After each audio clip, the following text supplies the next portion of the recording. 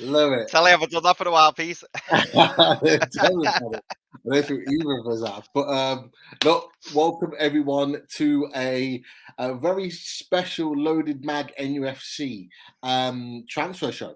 And not like the normal fully loaded transfer show. It's a little bit different as we've been putting out today. And we just thought, with everything being a little bit quiet on the transfer front, nothing really banging about, nothing really imminent, I think it's a perfect opportunity for us to have a look at a different type of transfer opportunity for Newcastle United to exploit. And look, there'll be one or two players that we may have already talked about this, in the last few weeks. But I think there might be a few surprises. So we are fully into the fully loaded free transfer show tonight. And look, there's no better way of starting your week on a Monday than with myself and the main man, Chris Hall. How you doing?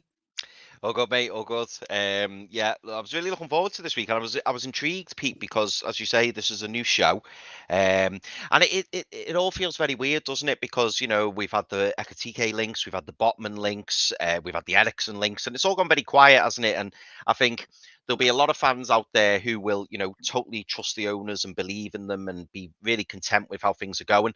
And then there'll be others who are getting a little bit twitchy. But I mean, I for one, I am feeling very confident about the owners picking the right people.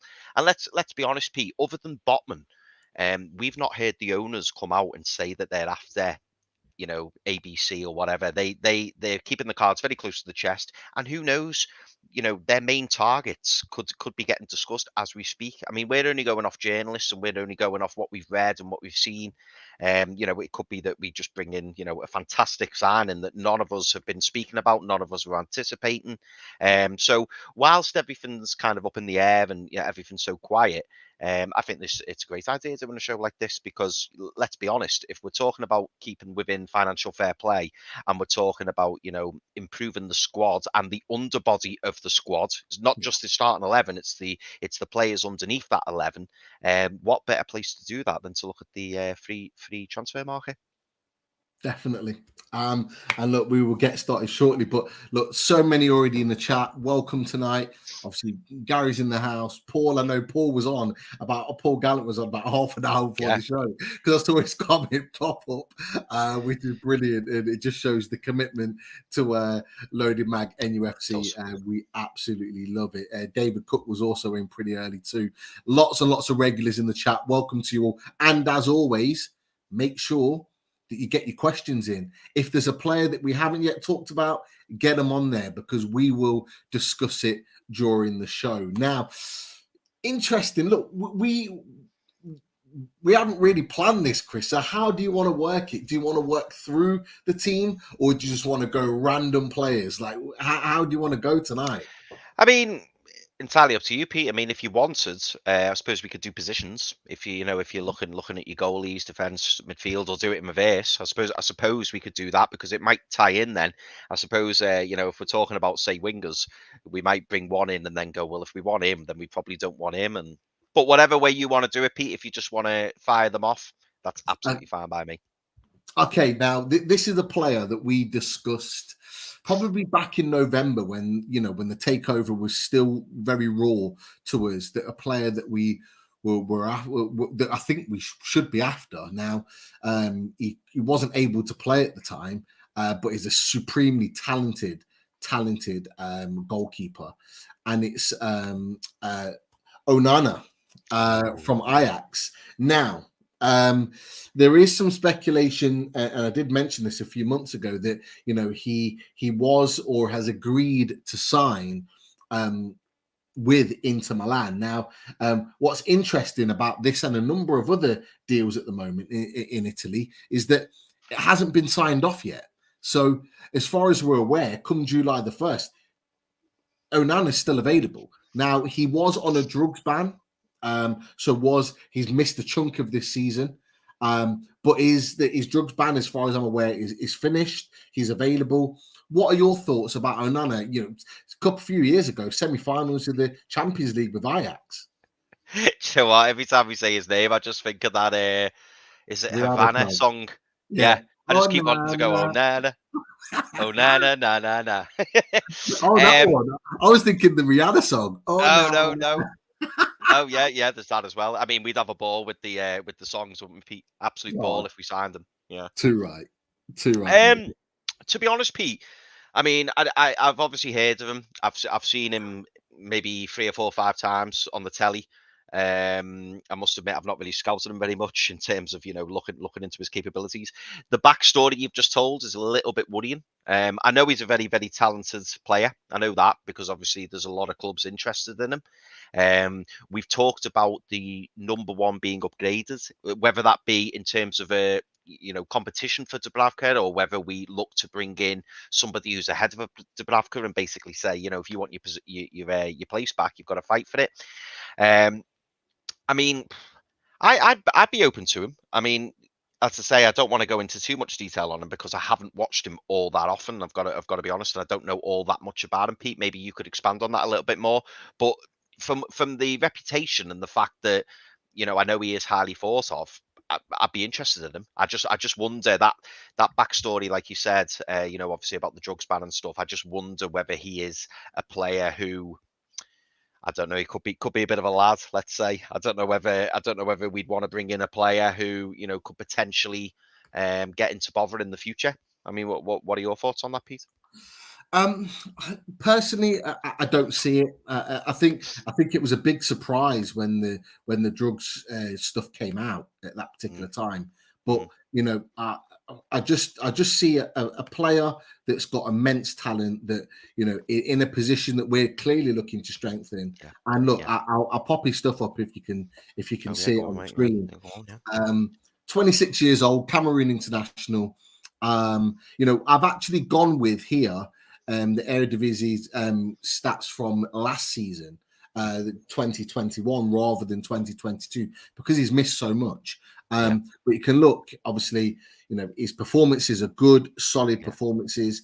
Ajax are always one of the top teams up there fighting in the league. 20 games, 20 started, obviously, full 90 minutes played. I always go to here, 9 clean sheets in those, so nearly half of his games Half he's his played, games, yeah. clean sheet. What you don't necessarily see on here is his attributes. Now, he's a fantastic shot stopper, unbelievable shot stopper. He's good in the air, likes to come out and really command his area, more so than any other goalkeeper really I've seen. So he would be, a terrific signing. Obviously, he's been out for a while. We know the reasons why for the majority of this season when it's going back to that information there. But again, 26 years old. Yeah, it's a great age for a goalie. Great It age. is. You're coming into your Yeah. prime. Yeah. But look, this is why the likes of Inter Milan want to sign him because he is, he is a very, very talented lad, and he would go down really well. And that really kind of brings me to my next one, because look, if Onana ends up going to Inter Milan, there's a goalkeeper at Inter Milan who's on a free transfer, a little bit older, full of experience, good goalkeeper, and that's Samir Handanovic. So he is a little bit older, very, very experienced, a good goalkeeper, really kind of come into his own the last few years at Inter Milan, playing really, really well. But obviously, I think maybe with Onana coming in is maybe the reason why Handanovic is the next one in line to sort of move on. But have you seen much of Handanovic, Chris? Yeah, I mean, over the years, he's a bit of a Star Wars, isn't he, for Inter Milan? I seem to remember, and correct me if I'm wrong, people, I seem to remember Handanovic taking over. Oh, I'm trying to think of the name of it. What was the name of the? Was it Toldo? It was years and years and years ago. Yeah. Sure. Toldo. Yeah. Yeah, and I'm sure he was like a youngster coming through, because Handanovic, correct me if I'm wrong, but he's been at Inter Milan for years and years and years, hasn't he? He's been there for a long time. But yeah, really, really vastly experienced goalie. All right, maybe on the older side compared to Onana, who we've just been talking about. But to bring someone in with his experience and the amount of games. Again, I can't quote you how many games that he's played for Inter Milan, but I bet you it's a hell of a lot. To bring in a goalkeeper of that pedigree would be fantastic. I mean, how old is he, Pete? I'm sorry to throw this on the throw it at you on the spot, but No, do we not know? at all, because I've got his information up here, and we'll check it out right now. So he is 37. Right. Okay. 37 years old, but which lots of us will turn around and go, too old. We were looking for a younger goalkeeper, someone to come in and replace Dubravka. And I'm inclined to agree with that. And I've probably been banging that drum for the last few weeks on the Fully Loaded Transfer Show. But if we're looking for a transition goalkeeper, Yes. with Darlow, Gillespie, Woodman all leaving, that may be quite happy sitting on the bench, playing a few games here and there at 37, being a part of the project, experienced head as well in the changing rooms, bags of experience. He could be a great shout. Now, big, tall goalkeeper, good in the air, gets around the goal really well at his age. This season, 37 played. So even at 37, a goal for every year of his life. He's playing a number of games on a regular basis. As well as that, 15 clean sheets. So the stats are there for all to see. He's still producing good numbers at his age, and could come in and potentially do a job. If Dubravka has a low point in the season or has another injury, you've got a steady pair of hands to come in to hold the fort for a couple of months. Chris, what are your thoughts on that? Yeah, no, I think the key, like you said, Pete, is transition, and that's exactly what. Are we going to bring him in for 5 years? Probably not. But certainly for the next 1 or 2 years, while we're, the key word as we're transitioning, I would much rather have a Handanovic as a number 2, or even, potentially as number 1 for maybe a season or 2 until we find the right person going forward. Because let's be honest, we're not going to jump from, I think it's generous calling us a mid-table side, because really we're probably not a mid-table side. I know we finished 11th, but Not yet. not yet, exactly. But for us to, expect to jump from 11th to say top 6 is probably unrealistic, depending on, the kind of transfer window that we have. I'm not saying it's impossible. I'm not saying we can't do it. But, if we're wanting to transition and we're wanting to build gradually, someone like him, as you say, it's what he'd do in the dressing room and what he'd bring, to the squads as a whole, both as a leader, but also to, the young goalkeepers coming through, to Dubravka, pushing him. Dubravka's looking over his shoulder thinking, wow, this top level goalkeeper here. And who knows, if he does step in, why couldn't he do a job? Because he's a very experienced goalie, Serie A, won many titles. I mean, we've seen there from those stats, Pete, 37 games last season. So it's a surprise really that they've let his contract run down more than anything, unless they've got someone lined up or they've already signed someone. I know you mentioned that they're looking at Onana, but it's surprising that they didn't want to kind of keep him. But I'm assuming he would be picked up relatively cheap. And I know he's a free transfer, but I mean in terms of like a signing on fee, in terms of his wages, I wouldn't have thought they'd be astronomical. Probably one of those players who you buy purely, for what he does off the pitch as much as what he does on the pitch. Yeah, I would agree. And like I say, that strong head, experienced head in the changing rooms. Okay, it's been well documented. Lots of leaders could be potentially leaving the Newcastle United changing rooms this summer. It is an experienced head, someone maybe we need to bring in. Not guaranteed to play every week, but someone to come in and really kind of help build the team and kind of build the project along the lines.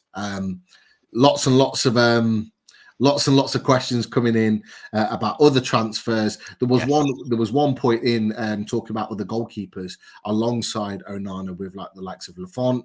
I think I can see Gary in the chat said we should go all out for Lafont, young, experience, and a captain. Look, there's no doubt about it. He is an option, but obviously for tonight only, this is a slightly different show looking at the free transfers. Now, unless there's any couple of questions out there, that you want to go to, Chris. What we'll move on to the next stage. Yeah, I mean, a couple of people have asking questions about, players that aren't free transfers. I mean, like, I suppose we can briefly touch on them. This is a free transfer show, by the way, everyone. But, we can briefly touch on them. So I'll just quickly ask you, Pete. What are your thoughts on Demiral, the Turkish centre-back? Do you reckon it's on the cards? With love from Palestine. So big shout out to you, Ahmed. Thank you for tuning in. Top man. What are your thoughts on that, Pete? Firstly, Ahmed, if you haven't subscribed to the show. If you're new to the channel, lots and lots of new faces I can see in the chat as well. Mark Redmond, I don't think I've seen on a regular. Ahmed as well, one or two others. If you haven't subscribed to the show, subscribe. We're going to be doing a few more little one-offs and obviously the Fully Loaded Transfer Show. Some guests will be coming on in the weeks to come. It'd be worth you joining the crew. With regards to Demiral, I think he's a terrific centre-back. I really, really do. Lots are playing it down because Atalanta have exercised the 20 million clause. But I wouldn't necessarily rule it out completely because we've seen in the history that a lot of teams exercise a clause in order to quickly sell them on and make a quick profit. Now, if they buy him for 20 million, Atalanta, and sell him for 25, 28 million euros, they've already made money. They've made money from that transaction. So it means nothing to them because they'll have made their money on the back of it. So I wouldn't rule out that potentially happening. And that can happen. I remember quite clearly, not the same quality of defender, but it still happened with us in that when we signed Emil Kraft. Yeah, I was about to say that. Emil Kraft from Eins in Liga, he was on loan there with the view to buy. They exercised the right to sign him and then sold him straight to us within a 2-week period. So it can happen. It's happened before. No reason why it can't happen again. So again, one to kind of look out for. But I do think that Demiral is a deal that will be done if, say, Botman and maybe the next choice down the rung, whoever that may be, doesn't go through. So that's just my opinion on that. But Chris, anything else to add? I mean, just do you know what I knew about Lafont anyway, but after hearing your brother Lee talking about Lafont, I was just like sold. I just wanted the the transfer to be wrapped up there and then. Because Lee's eyes lit up, as soon as he was talking about him and saying, how good he is, and even ranking him above the likes of Levis. Now, I know some people may say Levis is a bit over, kind of over the hill now, but still a fantastic goalie. And for him to say that, Lafont, and then at the end, Pete, if you remember, I said to Lee, how much would we be talking? And he was like, and the way he was bigging it up, I was thinking, here we go. And then he went, probably about 25 million euros. And I was thinking, wow, like just go in there, just go and get it. So whether or not that happens, I don't know, Pete. But interesting, Neil Calvert's added in another player there who I know has been linked recently in the last 48 hours, and that's Keylor Navas.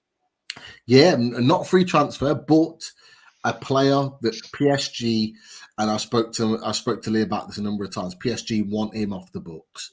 They want him off the books. They had them fighting out last season with Donnarumma, but they fully expect Donnarumma to be number one. And actually, as far as I'm aware, Donnarumma has demanded to be number one, or else he was considering leaving because of the lack of regular game time he had last season. So Keylor Navas will leave at some point in the summer, no doubt about it. And again, if we're going to get potentially Samir Handanovic, then why not get Keylor Navas for a similar age? I think Keylor Navas is 38, so definitely want to keep an eye on. Not necessarily a free transfer, but a good option. Now, moving on, there is an interesting one here that I'm going to throw to you in the chat and you, Chris. I think you know who I'm going to come to next.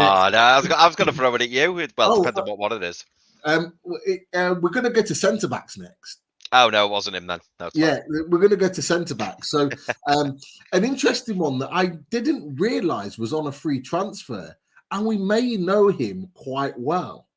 And he's just won the Portuguese league, and it's Chancellor Mbemba. Yes, I seen that in the chat, and I was thinking, Chancellor Mbemba on a free. Now, Pete, very interesting one because I remember I remember when we got rid of Chancellor Mbemba, and I must admit I was a little bit gutted because I always thought there was a player in there. Now I know Rafa didn't rate him, and Rafa, basically wanted him out. Whether that's because he didn't learn English, whether it's because he didn't follow instructions, I don't know. But I liked Chancellor Mbemba. I mean, we made a song for him, didn't we? So obviously, he did become a little bit of a fan's favorite.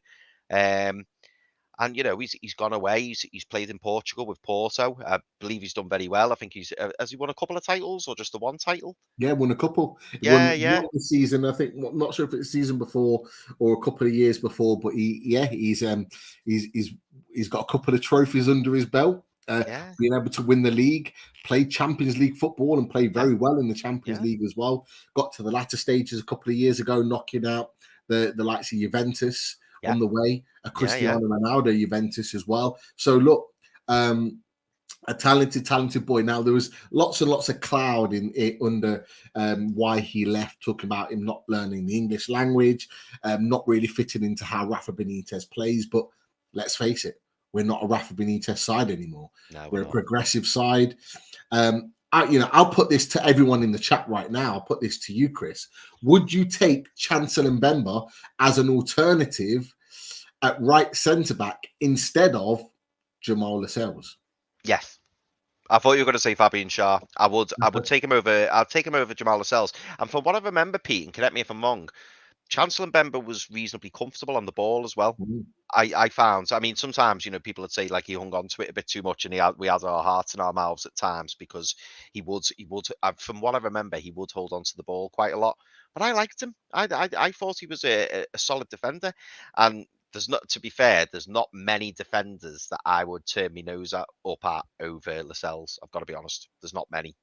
I'd take Tarkowski over Lascelles, and Yeah. I mean, when somebody of Chancellor Mbemba's qualities free, it's certainly one to look at. And I know it's been reported a lot recently that Eddie Howe's a little bit concerned over breaking up the dressing room, and Yeah. he wants players to be able to come in and integrate and fit in. Chancellor Mbemba ticks that box, doesn't he? Because obviously, having been at the club, he knows the score. Trying to think whether he'll know any players. I suppose he'll know quite a few players, although the turnover of players might be quite quick. But he'll certainly settle into the area well enough. I wouldn't be opposed to it. Put it that way. I wouldn't be opposed to it. If look, I think one or two are putting them in the chat. Some one or two have already mentioned about Chancellor Mbemba. Obviously, Adam Bailey's mentioned that as well. Look, for me, it's a no-brainer. If we're looking at bulking up and we're having a strong back four overall, for me, I would be absolutely buzzing at a Botman, Chancellor Mbemba on a free to accommodate Dan Burn and Fabian Schär. For me, that would be the best back four or four lots of centre backs we've had at the club at one time for a long, long time. I wouldn't even be able to go back and remember four centre backs of that type of quality. Sven Botman won Ligue 1. You got Dan Burn, who's been an absolute mountain coming in this season. Fabian Schär rejuvenated under Eddie Howe, and then Chancellor Mbemba coming back to Newcastle, having won a couple of Portuguese league titles. Winner. Champions League, coming back a winner. 27 years old, and look, I'll get to it now. Hold on. Are we definitely sure on that, Pete? Or as soon as you started laughing, I knew what you were going to say, or I knew what you were thinking at that particular time. But look, it says on there, so for score, come back to it again. 27 years old. His performances this season, his heat map's very, very good. All across that right hand side, 31 games played. Played pretty much every minute of every game. He's scored 2 goals. What I like about this is actually, his passing game's pretty good. In his own half, opposition half's at 80% there. Comfortable on the ball, Pete. Comfortable on the ball, and what's that? How many games has he played? Sorry, 30. Yep, so played 31 games. 15 clean sheets. 15 clean sheets.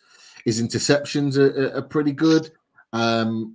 Clearances per game, are up there. Not bad dribbling as well. 70% with the old dribbling, but like, look, he's his discipline's not bad either.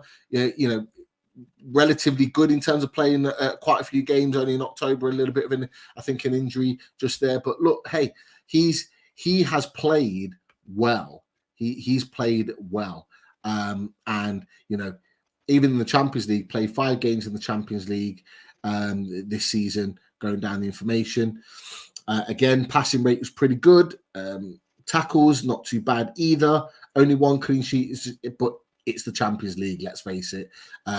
Even in the Champions League, his performances weren't too bad this season, weren't too shabby at all. And I just think with those stats and with that ability and coming back after a few years away from Newcastle, I just think it would be a really, really good move to bring someone like Chancellor Mbemba back into the team. And I'm just surprised, actually, that they're willing to let him go, unless he's wanting to run down his contract to see what else is out there. Yeah, maybe. And don't forget, Pete, he never gives the ball away. Oh. 1, 2, 3, 4. Oh my God! Let's do it. Woo! Chancellor Mbemba. Oh. He's a class defender. Never gives the ball away. Yes. So Get good. him back just for that song. So good. Love it. Oh man. I think, you know what? I'm sure there was a game this season where we were singing that. I'm sure there was. But look, yeah, it was one of the games where we were reminiscent, or was it the Southampton game? I don't know. Or the ball? No, it can't have been Bournemouth. No, I'm thinking of a game I was at. Oh, yeah. None of the games I went to, they started going through all the songs, but I remember watching one on the telly, and they were doing they did the Shearer one, which obviously Callum Wilson's adopted. They did the Colaccini one. They did. They ran through loads of them, and Peter Lovenkrantz and all that. They were going through all of them, and it must have been in that game. But I'm trying to remember which game. Maybe Southampton. I don't know. It was a game I wasn't at anyway, because I remember seeing it on the telly. Interesting. But look, Chancellor Mbemba, you know what? I think I'm excited myself just by bringing him up tonight. Yeah. It wasn't even in my mind. Great shout. 72 hours ago. Yeah. And now all of a sudden I'm like, let's get him in. Free transfer. Bump up the squad.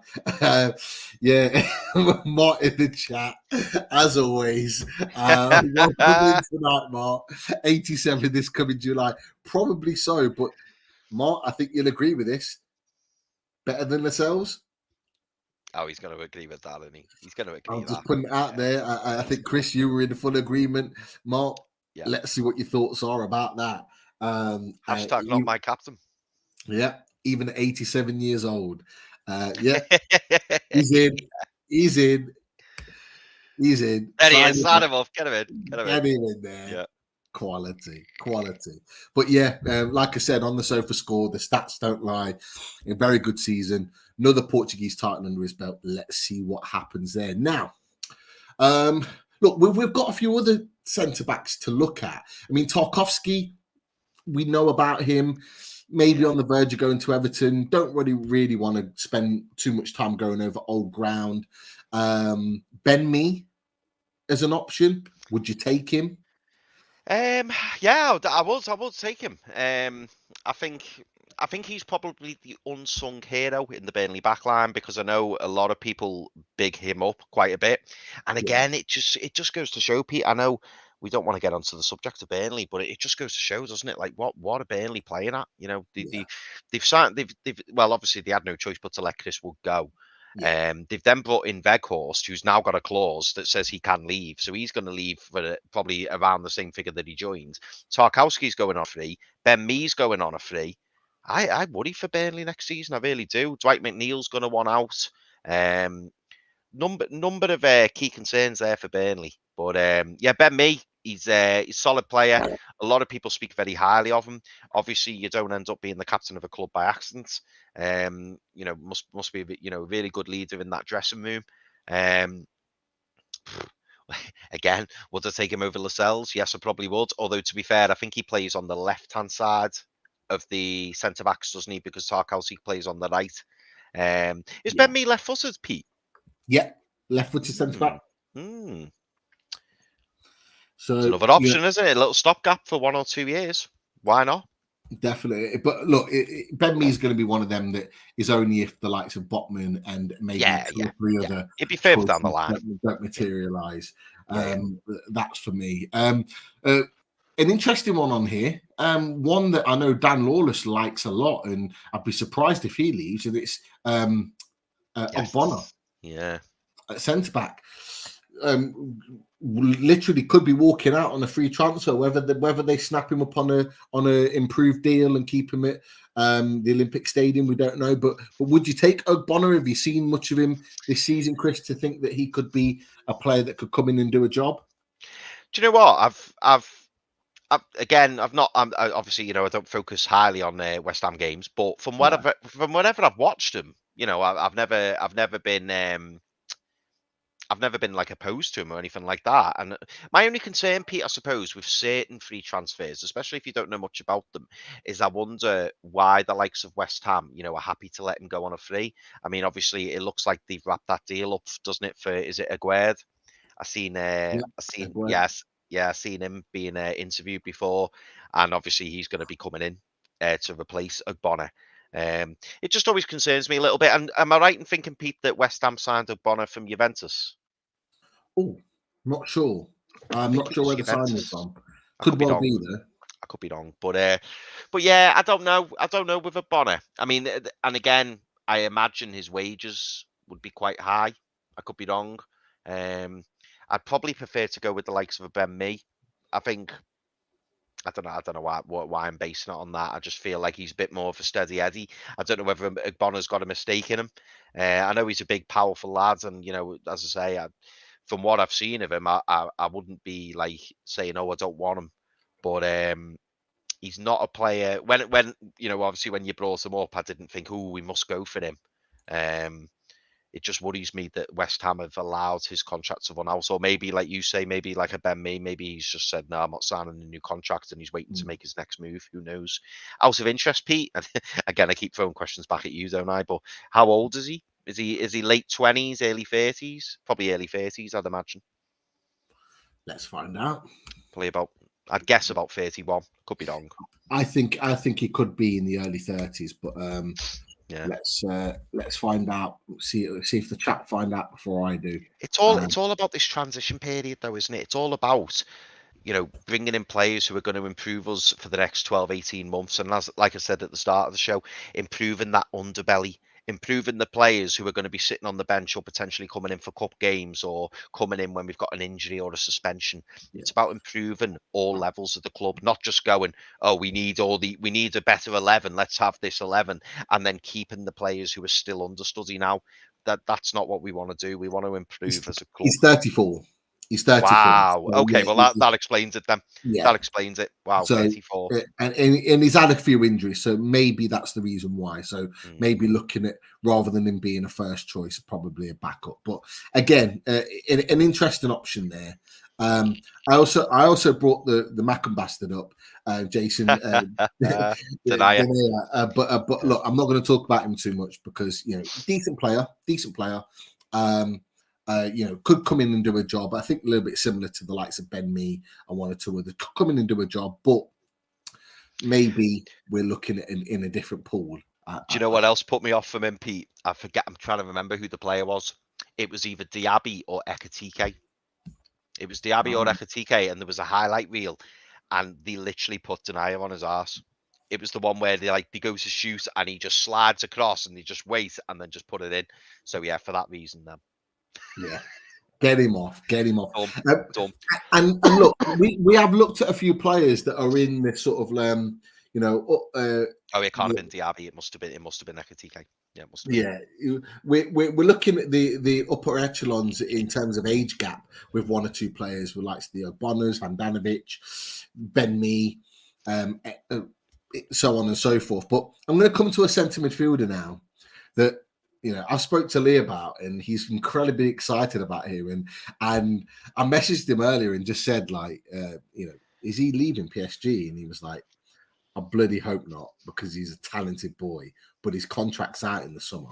And not a lot of people might not know about him. His name is Xavi Simons. Now, he is a very, very talented centre midfielder.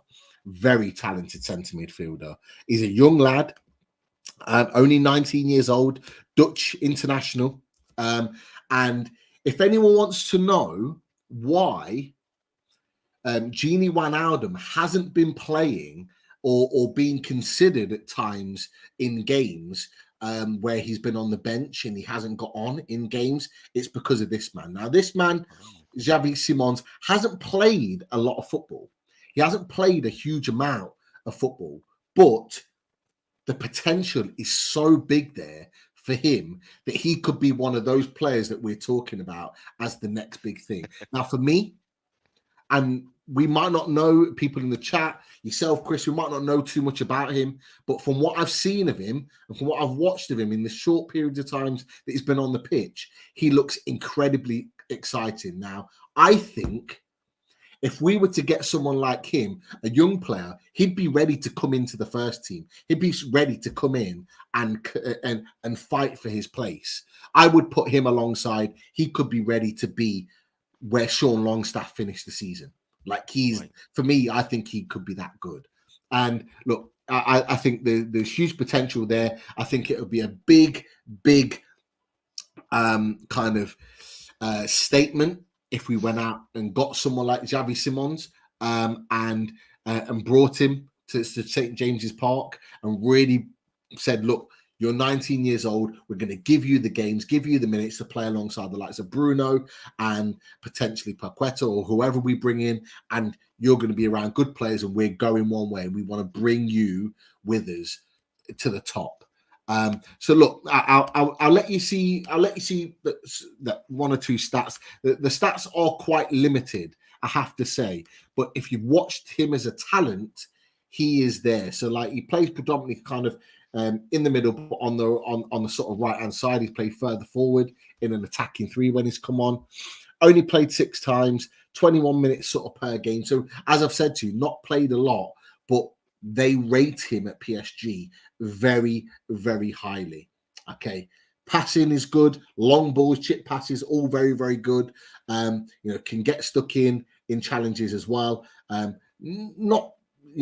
seen the best of his dribbling ability, but I think at 19 years old and only playing a certain few amount of minutes, I think the more that he plays, the better he's going to get. And I think we're going to really see the best of him in the next couple of years. And I would love for him to see his best football at Newcastle United. So for me, Xavi Simons, one that we've not necessarily talked about a lot, but one definitely to keep an eye on, whether he comes to Newcastle United or he stays at PSG. He's a player that we actually think keep an eye on, because I think he's going places. I've got to be honest, Pete. It's very rare I say this, and I feel embarrassed saying it. I haven't even heard of him. Like, genuinely, he's one of those players I haven't even heard of.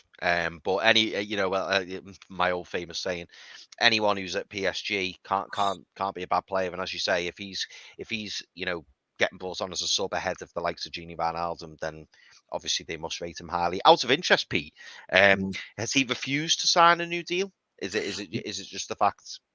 Great point, and I've just looked, and Dave Cook put the same as put. If PSG rate him, why let him go? Not up to them. It's about minutes. He's a 19-year-old boy that wants to show his best ability, and he is basically saying, if you want to keep me, you've got to play me. Yeah. And that is why, we talked about, and you know what, I actually think Lee mentioned this in January, in the January transfer window, when he came onto a few of our shows, or well, certainly when he put his videos out, in that he mentioned about Gini Wijnaldum potentially leaving in January. And he talked about him not getting many minutes and actually being overlooked by a younger player. It was him. He was being overlooked by him. So in games where PSG were struggling and going for a really bad moment, instead of bringing an experienced Gini Wijnaldum on, they were bringing Xavi Simons on. And Xavi Simons was turning the game. That was with even Messi on the pitch, with Di Maria, with Neymar, with Mbappe. With those players on the pitch, they weren't able to do the business. We're losing games or struggling in games. They'd bring Xavi Simons on and he would turn the game because of his ability to pass the ball, his ability and his energy to get up and down the pitch. He's not slow. He's quick. He's good on the ball. He's got good feet. He can play a ball really well. Good direct passes. You can see the stats when we put it on before. His long passes are very, very good, and he opens up the game. And that's what he did on a number of occasions. There's him and there's another young lad, and I can't remember his name, that they used to bring on instead of the more experienced players in midfield, and they were changing the game. And it's basically Xavi Simons saying, I'll go elsewhere if you're not going to play me. I want to play every week. And this is where maybe Julian Wijnaldum might be moved on this summer. You know, if Christophe Galtier comes in and turns around and says, I want Xavi Simons, I know for a fact that someone like I forgot his name now, the new director of football they've got in. His name's gone blank. Luis Campos. Luis Campos, if he likes to sign and produce young players. So if they let someone like him go, they're going to absolutely regret it. But let's see what happens with regards to Xavi Simons. But one to keep an eye on for sure. A deal's not been signed yet. Interesting what's going on there. Let's see what goes on with that. There's a couple of other centre midfielders that I want to move on to before we move on to the higher end of the pitch, where we've got a few maybe to talk about. And this one's a little bit left field. Not sure on the situation with this one. Again, we're looking at the retirement home as an option for this player. Well, there's one that's from a retirement home and there's one that's a super talent. But we'll get to the retirement home first. And I was surprised that they were letting him go because he's still an important player for them. But what would you think about us signing someone like Moutinho from Wolves? Portuguese international still. I think he's about 33, 34 years old, but supremely talented on the ball, great creator still. Would you take someone like him and bring him into the squad in midfield, or are we completely looking in a different market right now? Yeah, I mean, I'd quickly skate over this one, Pete. I have seen a fair bit of Moutinho, and for me, I think if you'd asked me this question 5 or 6 years ago, I'd have been all over it. I think the way Eddie Howe wants to play and the way that we're going to play going forwards, I think we need more legs. I think he's towards the end of his career, but that's not to take away any of his talents. I think he's supremely talented. But yeah, I'm not sure going for Moutinho was probably the right decision. Albeit, I do think he would probably bring a lot to the team, maybe at dead ball situations and stuff. Definitely, still got that creative ability, but again, it's one of the. We're getting loads of stick on the chat here, aren't we? We need to. Look, to be fair, there was a number of free transfers. They're always going to be in the retirement home. So there's going to be one or two. Look, I was going to bring up this guy and talk about him, Marcelo, the most decorated Real Madrid left back or the Real Madrid player in history at left back. 25 trophies over the course of his time at the club. The most decorated player in Real Madrid history. But again, who cares about Marcelo when we've got Matty Target? So he wasn't even one that I was going to bring up, but I'm just throwing that up there as another retirement home. But what's this from Mark? What's Mark said? Yeah, he makes a valid point. He says, lads, it's about growth. Man City's first 10 signings after the takeover were Roque Santa Cruz, Craig Bellamy, Gareth Barry, De Jong, I'm trying to think of his first, Nigel De Jong, that was it. Nigel De Jong, Wayne Bridge and Shea Given, and a couple of ropey ones. Fabinho was the marquee. And, he's absolutely right. I mean, that's not to say that we can't bring in one or two, if we'll call them retirement home players, players who can do a job for the next 12 to 18 months, because it is about the journey that we're on. And, I'm not suggesting we go and buy 5 or 6 of them. But the odd one, if that little bit of quality comes in, or that player who you think is going to be have a big impact on the dressing room, like we were talking about before, Pete, like a winner, someone who wins trophies, like a Handanovic, someone who's been there, seen it, done it, and can pass on all of their experiences. Maybe not necessarily being in the team week in, week out, but in terms of the squads and what you can offer, off the pitch, why not? Yeah, why not? sure. And that's something we're going to need to keep an eye on. Those type of signings that are going to take us to the next level. And there's mass panic at the moment. Let's not panic. We don't need to. We've got so much time in the window, as like has already been said. We will get the players in by the end of the window that we need to take this club forward. No doubt about it. Look, we all want signings right now.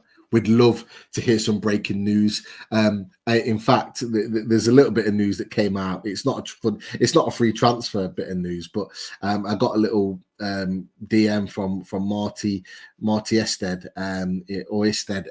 who's I think watching the show right now, and it's from Football Transfers. It says that Newcastle want to sign Thorgan Hazard from Borussia Dortmund, and they're prepared to sell him for as little as 15 million euros.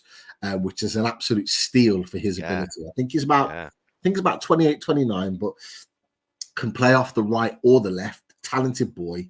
And obviously that's a figure that they're saying that Newcastle haven't got a problem signing. And that's from Bild in Germany via Sport Witness. So if you haven't checked that out on Twitter, check it out. Thank you, Marty, for sending that to me. Obviously you knew we were live on the show. Look, we will always look at that as an option. What's going on here? Look at that comment off Mike. What's wrong with my brandy glass? No, he's saying someone who Pete's brandy glass. Not sure, but he's got in it tonight. Maybe he's been watching too much gilf porn. So I think it's because you keep suggesting all these like older players, and he thinks you might be having something else in your brandy glass. Oh, well. Not a chance. Well, okay, I tell you what. Let's move away from the retirement home players, and let's look at an absolute monster of a centre midfielder that would command an instant starting place if we could get him. Looked like it was a done deal moving elsewhere. The team clearly can't afford him at the moment. Struggling to get him signed. Could we steal in? I think there'll be a lot of teams interested, but it's AC Milan's Frank Kessie. Outstanding talent in midfield, an absolute monster in midfield. If you wanted someone in there that's box to box but could play that holding role and just break up play a little bit like Tiote, good on the ball, likes to get forward and get into the box, even though he can play that defensive sitting role, he's an animal. He's an animal. And whoever gets him is getting a supremely talented player for free. What do you know and what do you think about Mr. Frank Kessie? Yeah, I mean, Frank Kessie's kind of been on the lips of most European clubs over the past couple of seasons, hasn't he? So the fact that you can pick him up on a free-peat, I don't think that's probably by accident. I think it's probably the player who was allowed his contract to run down, and I'm sure he's going to get a handsome signing on fee and wages wherever he chooses to go. But yeah, he would be a real coup, wouldn't he, if we could manage to get him. To be fair, his name actually hasn't been in the news, I'd say, in the last 12 to 18 months, has it? But I know a couple of years ago, I think the likes of Chelsea and Man United were linked with him, as well as other European clubs. But yeah, getting someone of his quality in, and correct me if I'm wrong, Pete, is he what, about 26, 27, something like that? He's not old, is he? Let's have a look. I think he's mid-20s. I'm sure he is. He is mid-20s. He's 25. He's 25 years old. To get someone like him, Ivory Coast international, 25 years old, his heat map is strong, all over the place, predominantly on the left-hand side centre, but he likes to get himself around. Stats are generally good, consistent sort of sevens across the board. If you look at throughout the whole season, you look at games, he plays a good number of games, good number of minutes, scores goals, 6 goals last season, not bad at all. And on top of that, you look at his ability to pass, not bad for what you would say is a sort of a more solid defensive midfielder. He's got good passing stats over the course of 90. Tackling and interceptions, defending, all pretty good for a midfielder. But it tells a lot that he's on the ball quite a bit. So he's in a dominant team that likes to dominate possession, which could bode well for us moving forward. And yeah, his stats look really strong. A few injuries over the course of the season, but what player doesn't? He just looks a supremely talented player. He is the ball that we would need to really open up our midfield. If we brought someone like him in, it would mean that, we would quite easily be able to get rid of the likes of John Joe Shelby and move him on, and just slip him right into that position quite nicely. Yeah, so we've had a comment here from Bobby. Bobby, if we're wrong on this, please do say. But apparently, Kessie hasn't been in the news because he signed a pre-contract agreement with Barca a few months ago. Well, you are right. There was an agreement, whether it was a pre-contract agreement, we don't know. However, they can't afford to sign him on. Now his contract runs out July the 1st. And they still can't afford to sign him on. So there's kind of a situation going on at the minute where Barcelona are negotiating to try and sell Frankie de Jong. And I imagine with Frankie de Jong coming out, Frank Kessie may come in. But with how much Barcelona are demanding from Man United and how much Man United are refusing to pay it, could mean that there's a stall there. Now, we're not far away. We're, a week or two away from the 1st of January? Now, with that in mind, he's a free agent and he can negotiate with anybody at that point. Now, if they haven't got this deal signed and sealed with Barcelona, they can't even sign on Sergio Roberto, who is an existing player. No. They can't sign him on to a new contract. His contract's out. He's a free agent. He's not even a player that I've got on this list. Right back, can play in midfield, can play anywhere up the right-hand side of midfield. They can't even sign him to a new deal. So how are they going to sign Frank Kessie, who arguably is going to demand even more money on as a free signing? So yes, you are right, but equally, it's not a done deal, because if they can't sign him, it means that someone else can steal him. So this is why he was brought up on the list, because at 25 years old, he is a guy that for the next at least 7 or 8 years could really command a midfield wherever he goes. Yeah. Very interesting, isn't it? I mean, the whole Barca scenario is just odd, isn't it? I mean, I remember they got Ferran Torres from Man City, and it took weeks to actually officially allow him in, because they needed to move things around and get money moved around, or players. I don't know which one it was, but they couldn't announce him because they had too many players on the books, or there was some confusion around his registration. And it's just Barcelona. They're in a funny place at the moment, aren't they? I think they're still trying to act, like the big club that they were in terms of signings and stuff like that. But they're really under a lot of restrictions at the moment. Definitely. They really are, and it's a difficult situation that they're in. Michael Parsons said Kessie is the complete player. Look, Michael, I agree with you 100%. He really is the complete midfielder. He was actually a player, Frank Kessie, in the early days of lockdown, when we thought that we were going to get taken over the first time, that I'd identified as a player that I thought, with the Geordie Down South boys, that I thought that we could get quite early on as a player to bring straight in over that period of time. He was a player I would have loved for us to get. And I think if we'd have been taken over at that time, I think we could have got him at that point, because he's only got better since then and become more in demand. Teams have started to realise how good he actually was. But he was a player I earmarked early on that I thought he'd be a really, really good player. So, sorry to steal. Oh, no, go on, Pete. No, you're right, mate. I was going to say Simon Rudd said Barca can't afford Kessie. Exactly what we just talked about. Milan wouldn't sell him to us. He's on a free transfer. It wouldn't be up to them. And that's the beauty of it all. He's on a free transfer, so he can sign forever he wants. And obviously, Martin agrees with Si. Barca are skint at the moment, and it doesn't look like there's any letting up on that whatsoever. Frank Kessie could be a potential option for any team, but I would love him to kind of sign for Newcastle United. That is for sure. I'm going to bring us to another player now. Look, he's been well documented. We talked about him in January. He's been talked about a little bit in the summer, although we were convinced he was going to sign elsewhere. Hasn't been done. Priced himself out of a free transfer deal.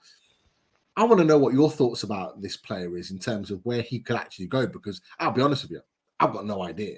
and it's the new man on the block in terms of his TikTok. It's Jesse Lingard. So look, we've talked about him before, but as I've said, he's priced himself out of a deal to any club, Serie A, West Ham, Newcastle. Like nobody can afford him, or nobody wants to pay the sort of money that they're demanding. Like where do you think he's going? And do you think there's a chance that we could look and go back in for him later on in the window?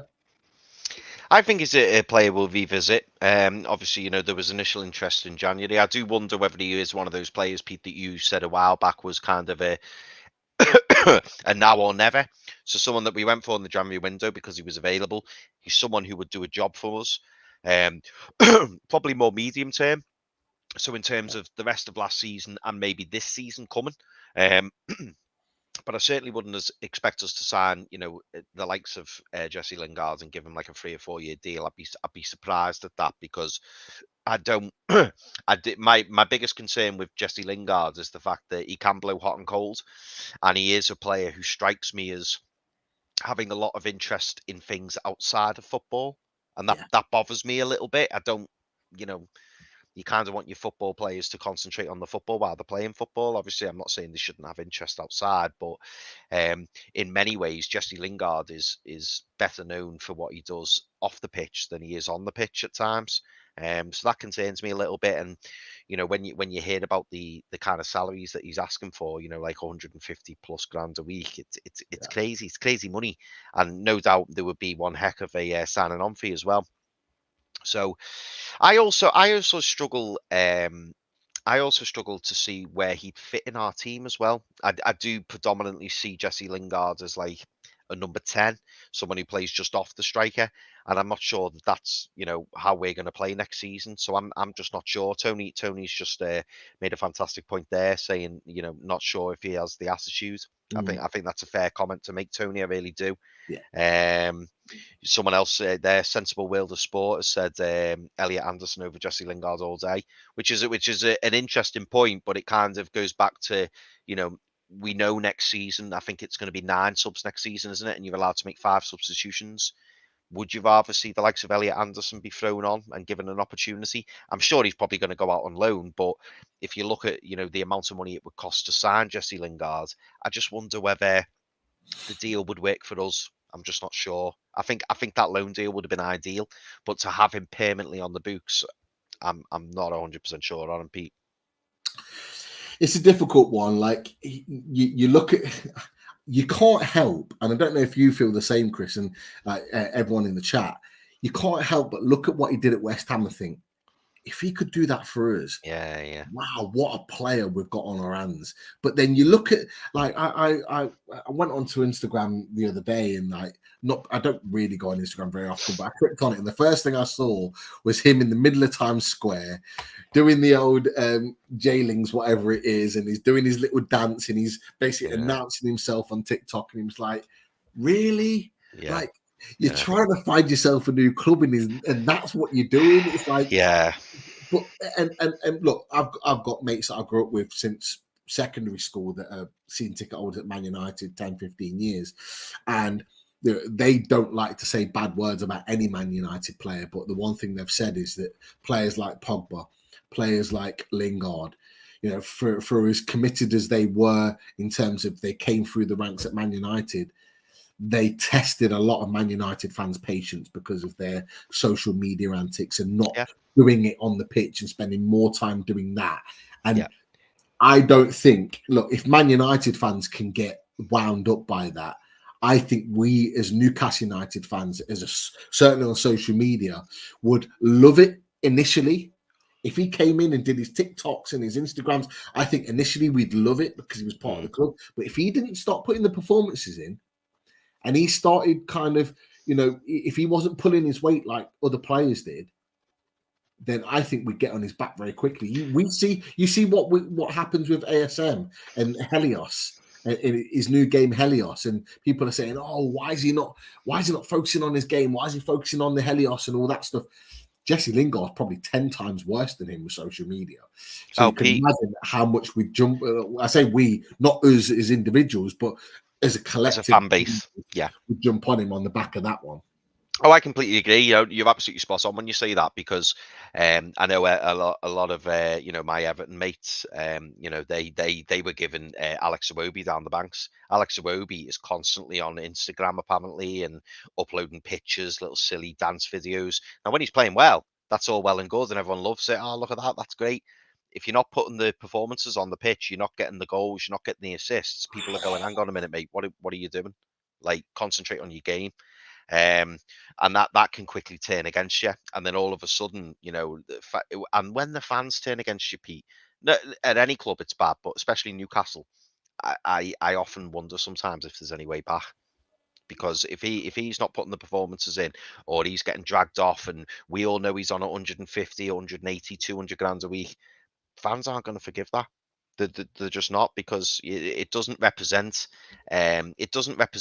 life as it is now. Do you know what I mean? There's we talk, and I know I'm getting a bit deep here, but we talk about a lot about the Newcastle Food Bank. We see people living on the streets and stuff like that, and there's a big rise in it, and the cost of living and everything.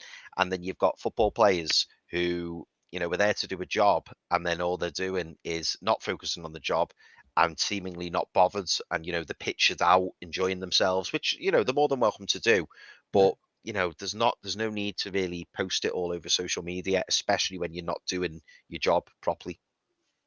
That's my little rant. Christopher Wise, welcome. I don't think I've seen you before, mate. So welcome, and thank you for tuning in. If you haven't subscribed, make sure you do. But I think he makes a fantastic point there. Lingard to Everton after they sell Richarlison and save money on a free transfer, they will pay the money he wants to.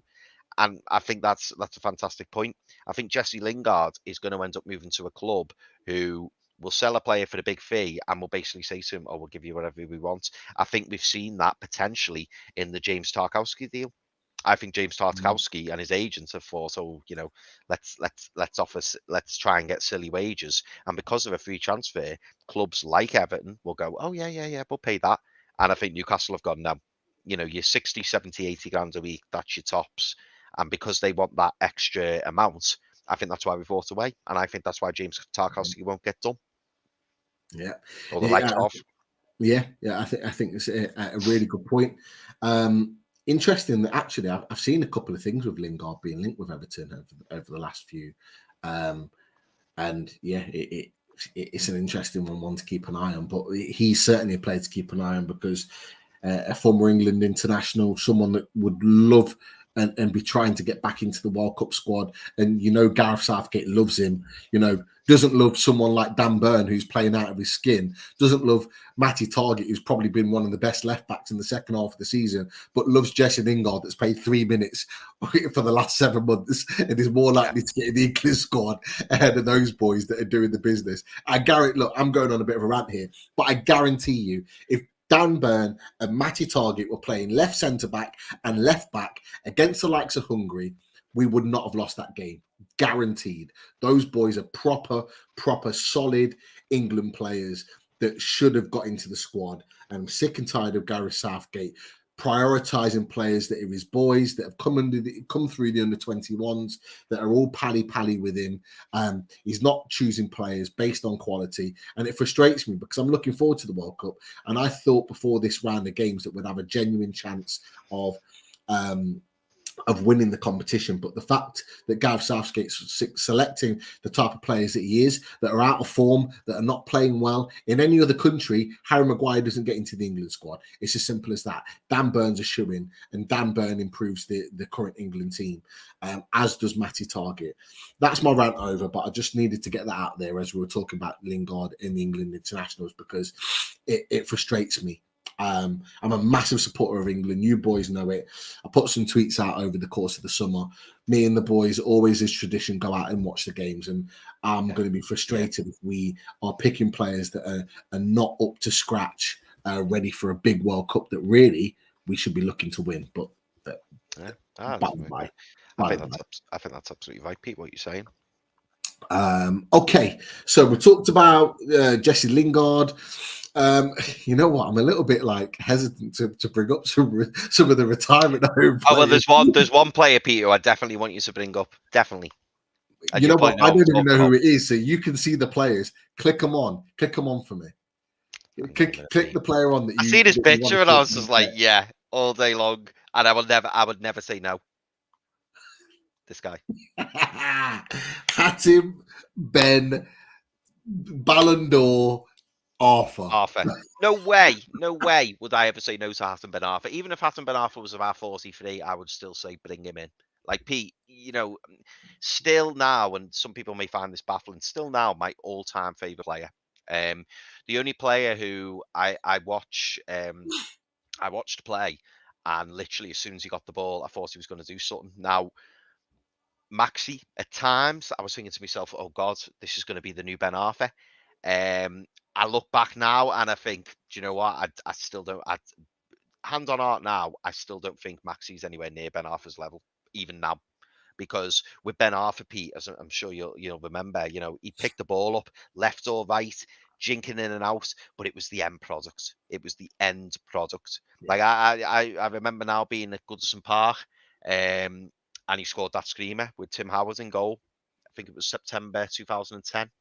Mate, it was just unreal. And that game in itself, if you go on YouTube, there's actually a highlight reel of Ben Arfa in that game.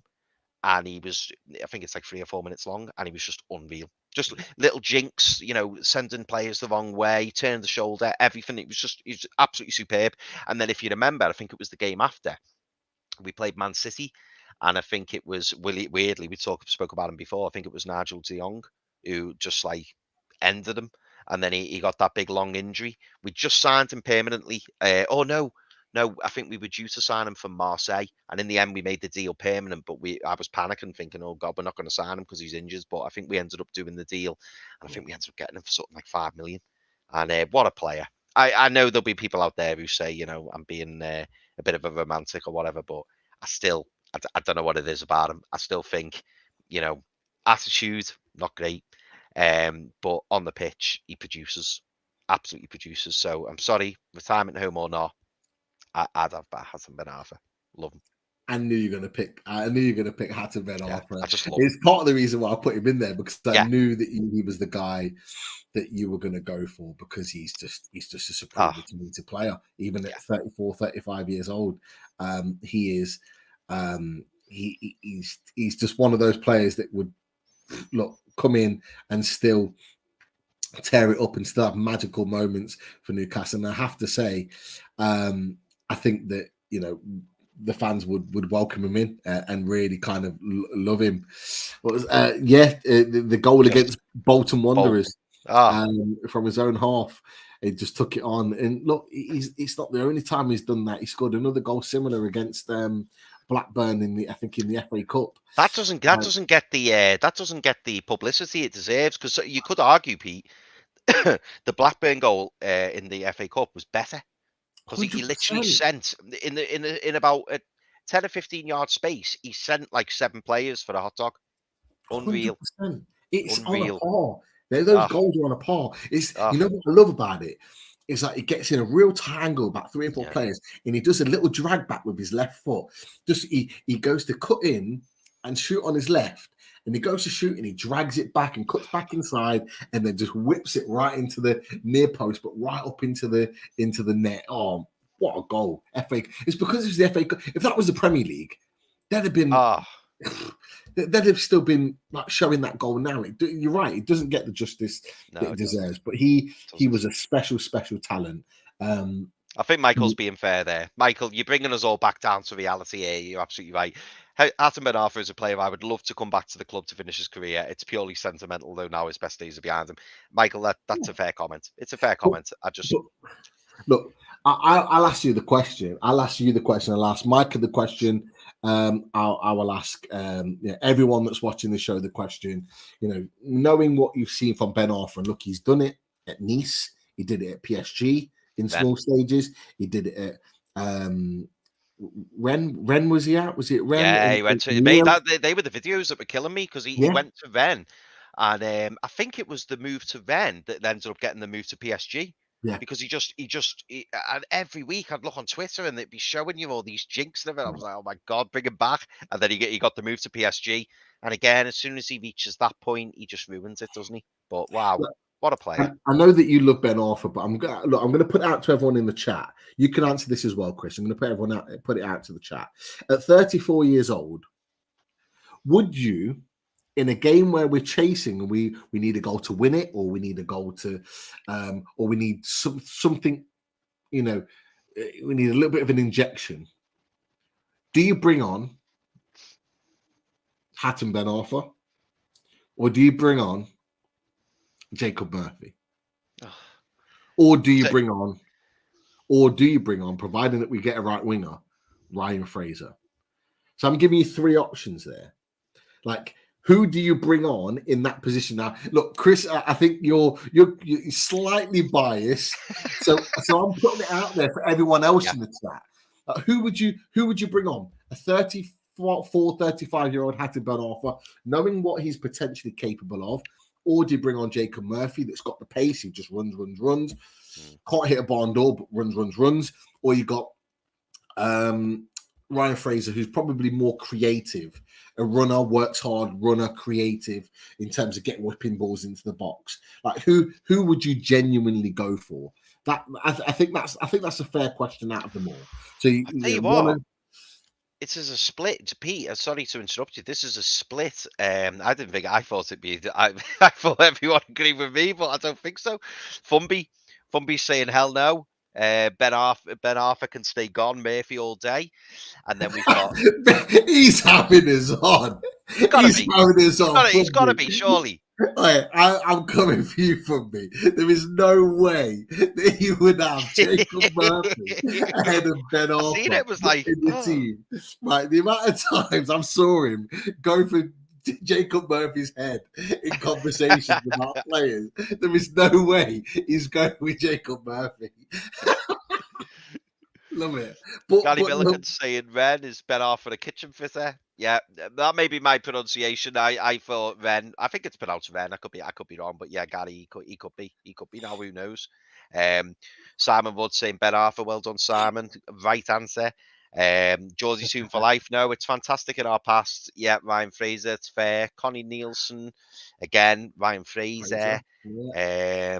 Oh yes, love this. Sensible world of sport. We're on the same page. You bring on Hatton Ben Arfa and just let the magic happen. Oh, you know what? Sensible world of sport. I'm not sure if I've seen him on a regular basis, but look, it's up to us. Come and join us more often. Make some really good points tonight, along with the regulars. I can see Lord's in the chat. Tim C, Andy Jones, Mark Redmond. Lots and lots of new ones in the chat. Joanna Viella, new to the chat. Subscribe if you're not part of the channel. Loads of new people coming to the chat tonight. It's great to see and making some really good points. Joanna, Lords with a great comment there, Pete. Lords with a great comment. Ben Arfa is a wild animal, completely untamable, and that's what made him the player he was. I can't imagine any manager in their right mind would want to work with him. There you go. I can understand that. Joanna Viella a little bit further down has put Ben Arfa every single time. I knew you'd be happy with that. Marty, thanks for your message earlier. Ben Arfa all day. Sensible. Oh, you get here a lot. Good, mate. Good. Yeah. Come join us. We don't see your questions or your points a lot. Come and get involved more often. Michael Parsons knows the score. He knows the score. There you go. I think the Ben Arfa loving. I think it's back. You skewed it slightly. With your comments. You've got more and more involved. But look, it'd be a tremendous signing on a free transfer. Oh yeah, bringing back to as I think one or two have said, to end his career. So, Uggy must watch us very often, mustn't he? Hey, give me big Andy Carroll. Uggy, don't get me started. Andy Carroll, Ben Arfa. I'll tell you what though, Pete, I was going to reminisce then. Just, and I'm sure it was a tweet someone put out and it said the streets won't forget. If you remember when we finished 5th under Pardew, we had Tiote and Cabaye in the middle. And then we had Demba Ba, Papi Cisse and Hatton Ben Arfa. Oh, imagine. Class. Oh, wow. That front three was underrated. Very. I cannot get past. There was a game where for 45 minutes we were unplayable, and it was West Brom away in that season. wearing the orange kit for 45 minutes. We were unplayable. And it was probably one of the best performances I've seen from Newcastle United for a long time. I think the Arsenal game at the back end of this season at home probably eclipses that, because that was over 90 minutes. But that performance, that 45 minutes performance, Ben Arfa, Cisse, Bar, Cabaye, we destroyed West Brom that day in their own patch. Yeah. Is that when we were in the orange kit? Yeah. Yeah, we embarrassed them, and whenever that comes on, or I see a video on Twitter, it doesn't matter how many times I've seen it, I watch it because it's just such a pleasure to watch his play so well for that period of time. It was fantastic. Simon Rudd, and look, I have to say, Simon Rudd, Laurent Robert, I wish he was available because he's my favourite left winger ever. For Newcastle United. And look, I have to say, just to kind of put a little gap in the show, a massive thanks to Simon Rudd. We are kind of pushing a new kind of, message out through Loaded Mag NUFC. And I received my top today. Don't Get Overloaded, NUFC Mag, in collaboration and in partnership with Shy Burns, a fantastic top that I received. And when all the boys have received theirs, we'll be wearing it and sending that message out. So I thought it was only fair for me to put that message out and show support for Simon and Shy Burns. And thank you for everything that you've done. A fantastic top that we will be doing lots and lots of more promotion as the days and weeks come on. So I just thought, whilst you're on and you put that comment on, Simon, that I'd say a little something on behalf of those boys at Loaded. We really, really appreciate your support. So massive thank you for that. And Chris, just by magic, disappeared, and all of a sudden he's back. Hey, lost me internet. I don't know what happened. Fumbi's on one tonight. He said Pete's going to say bring back Pardew next. You're having me on. You're winding me up on purpose. You really are, Fumbi. But absolutely top guy. We'll get you on the show soon, no doubt about it. Yeah, definitely. And look, we've got a few players. We're going to move into the. Obviously, we've talked about Hatton Ben Arfa. I've got on there Christian Eriksen, well documented. I've mentioned Isco on previous shows. Isco's a free transfer. I'd love Isco at Newcastle United. Fantastic player. But we've talked about him before. There's one or two other players. I've got this player here. We don't have to talk about him very, very much. But what are your thoughts on a free from Real Sociedad?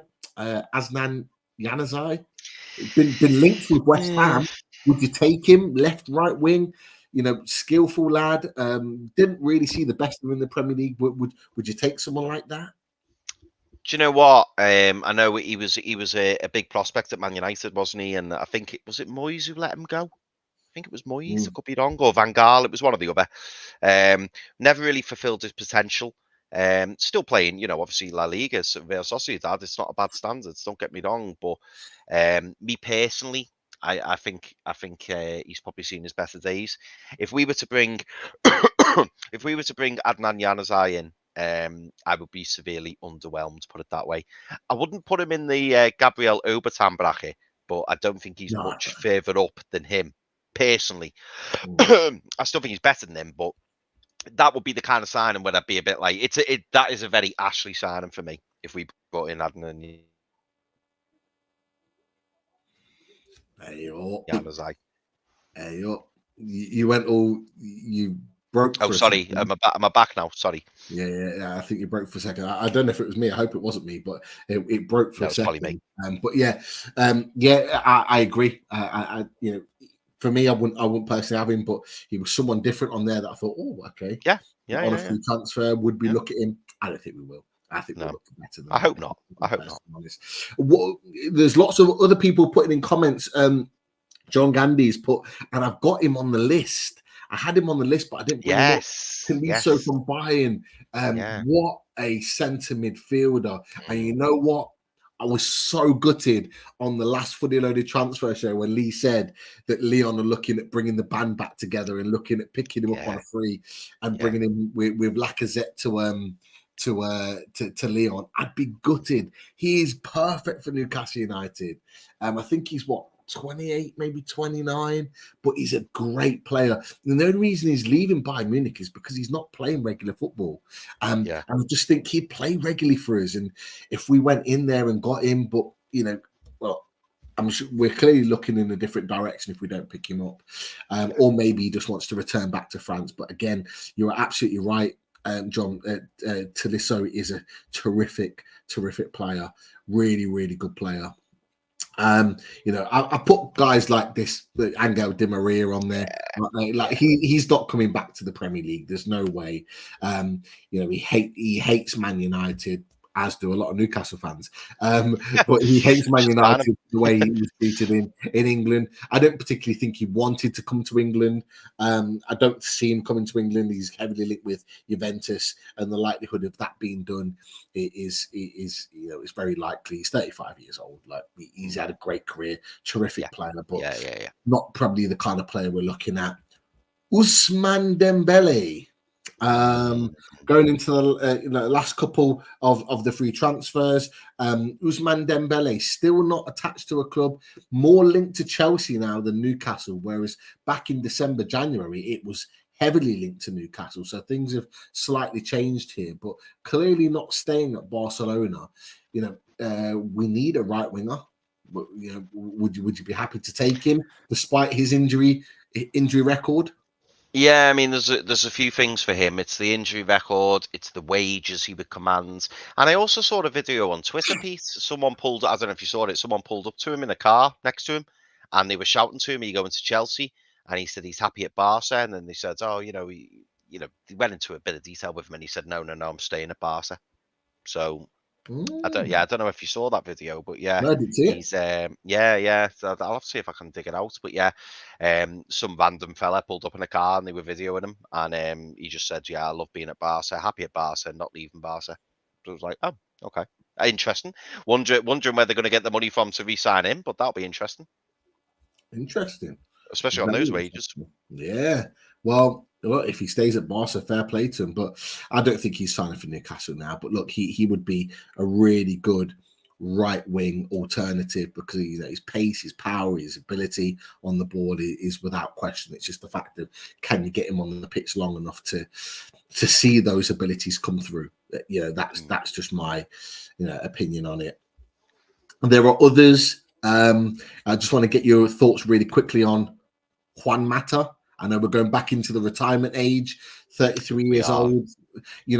Would you take him as an attacking midfielder for a year, maybe coming off the bench? Hasn't really got the game time at Man United, but whenever he's come on, his technique, his quality, he's good on the ball, a good free kick set piece taker. Would you have him as maybe someone as part of a squad, or do you think, his time's up, let him go back to Spain and play his football there? What do you think? Yeah, it's an interesting one, isn't it? I'd probably put him above João Moutinho in the sense that, like you say, he hasn't played much football. So I think, there may still be a little bit left in the engine. Whereas João Moutinho, I feel like, fantastic career. He may even be a little bit younger than João Moutinho. I could be wrong. But I just don't know about the wages. I always think about I don't know why I'm so bothered about wages, but I just think, this Eddie Howe team, it looks to me like a team full of young, exuberant runners. That's how I envisage an Eddie Howe team now. I don't see maybe so much of the slower, more technical players. That's not to say he wouldn't want a squad place. Juan Mata, fantastic career, good professional. I wouldn't, if we signed him, I wouldn't be gutted over it. But I just wonder whether that would be the kind of player we'd go for, if I'm honest. Yeah, no, I would agree with you. It was just another alternative. Fumby's having us on. He's winding us up. Would be a dream signing. He would have been about 6 years ago, but I understand the point. Interesting. Mag Leon to take Tolisso back. It's a good point. Hopefully means Paqueta comes to Newcastle. Mm-hmm. Interesting one. Keep an eye on that one. Marty said, can anyone send me the link for the loaded hat? Thanks. So Simon, I think's in the chat. If you can send Marty the link, that would be good. be great to have others in the chat on the show, rocking the loaded hat and supporting everything. Or I think that might be Bronwyn actually. Yeah, it might be Black and White Army, I think. Yeah, Um, that's through Black and White Army. But actually, do the sponsors. Yeah. Yeah, hopefully we'll have these fantastic loaded t-shirts up and available. So if you do get a hat from Bronwyn Marty, then you can get a shirt from Simon, and then you are fully kitted out. That is for sure. And it brings us to what Andy Jones has put in the chat. Yeah. Belotti. Yeah. Okay. Andre Belotti for Torino. Free transfer. Lots of people have talked about this as a potential option for the summer. A striker that, you know, has been sort of well renowned, really, in terms of lots of teams are interested in him, as well as teams in the MLS. So, look, what are your thoughts on Andre Belotti? Have you heard much about him? Do you think he's a striker that we would potentially need at Newcastle? Yeah, I mean, Belotti, he's certainly one of interest, isn't he? I know we've been linked with him in the past. My only concern, I suppose, is that I think we've gone for him before, and he said that he wasn't interested. He was linked with a really, really big move, wasn't he? I think, 2 or 3 seasons ago for like 60, 70 million. I think the rumours were Chelsea. He's been linked with lots of, you know, top European clubs. Whether he wants to stay in Serie A, I don't know. But I'd take a chance on Belotti. I really would, because I think he's got the pedigree, and it'd be interesting to see him in the Premier League. And I think, Pete, again, I don't think is he late 20s, maybe? I don't think he's like old, is he? No, we can take a little very. I guess 29. I guess, but again, I could be way off. We'll have a little quick look now. He's 28. So there you go. Yeah. So we'll look at his Serie A stats this season. Decent stats. Played 22 games this season, started 16. Only 8 goals, though. Only 8 goals in Serie A, 1 assist. So goals haven't been, you know, smashed in for for Torino this season. Still better than 1 and 3, though, Pete. Yeah, still decent. But obviously, you know, we're looking at someone maybe to play, you know, instead of Callum Wilson. Well, certainly I am. I'm looking for someone. If we're going to buy a striker, I would want someone to come in that's going to take over Callum Wilson and really, you know, push Callum Wilson to want to start every game and stay fit and score goals to really kick him on another level. But, you know, Belotti may be a better alternative as a Chris Wood type player rather than maybe a starter, which, you know, maybe isn't what we would need, but still better than what we've got. So, you know, we can't be too picky or choosy off the back of that. But a talented boy, you know, Italian international, and like I say, he's one that is got a lot of suitors at the moment. So one to certainly keep an eye out on, and hopefully we'll maybe talking about him a little bit more in the weeks to come.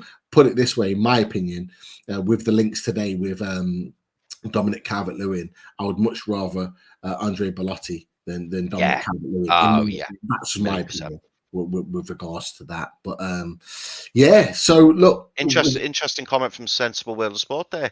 I watch a lot of Serie A. He's an Italian Chris Wood. Stay clear, better options.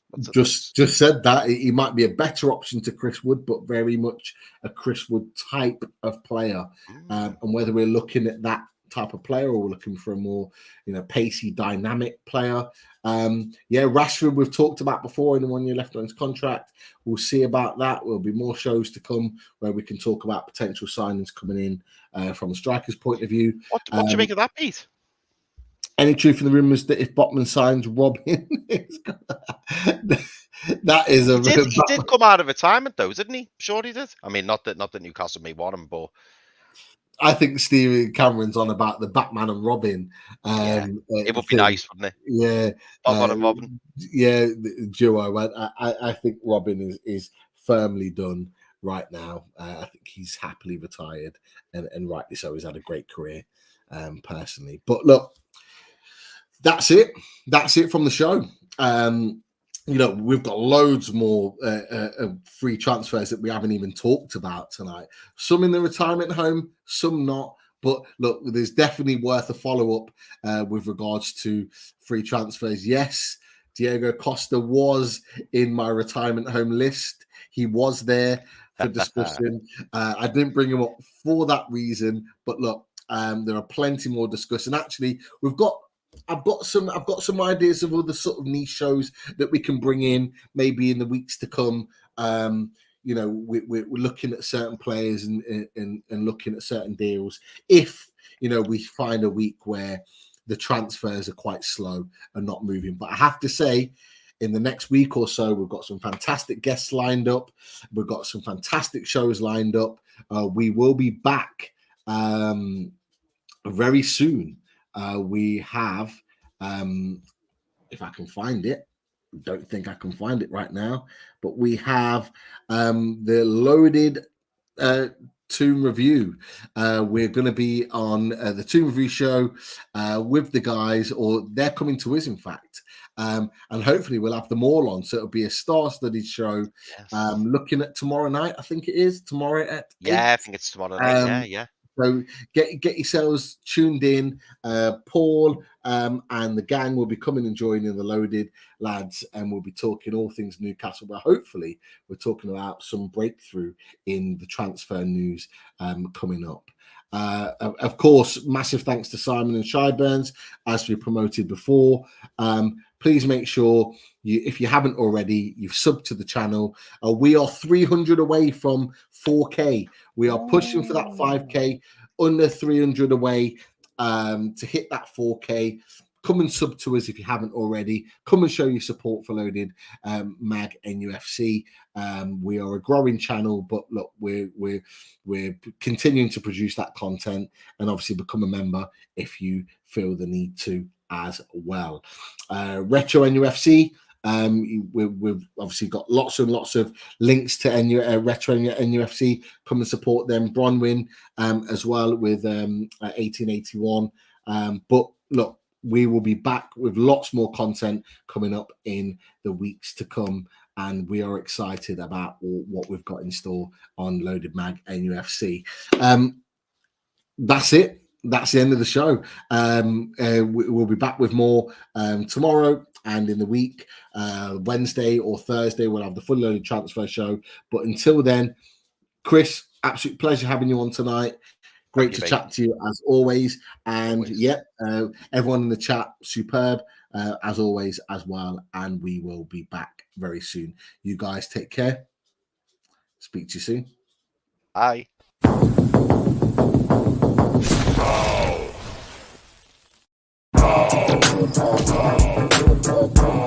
Oh.